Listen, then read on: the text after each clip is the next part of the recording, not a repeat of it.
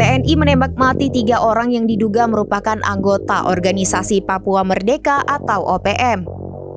Penembakan berlangsung di Distrik Muara, Kabupaten Puncak Jaya, Papua Tengah pada Selasa 16 Juli 2024 malam. Kapendam 17 Cendrawasih Letkol Infantri Chandra Kurniawan membenarkan informasi tersebut. Ia menuturkan 3 orang yang ditembak mati merupakan anggota OPM pimpinan Teranus Enumbi.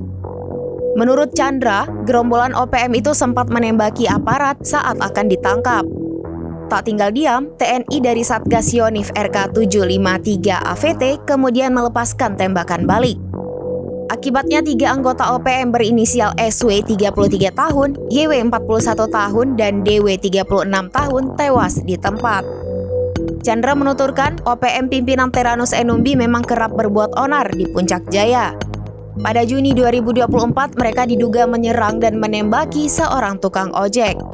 Lalu pada Maret 2024, gerombolan OPM itu juga membacok 2 prajurit TNI bernama Sertu Ismunandar dan Serka Salim. Chandra menyebut Teranus Enumbi berhasil kabur saat anak buahnya ditembak aparat pada Selasa 16 Juli 2024 kemarin.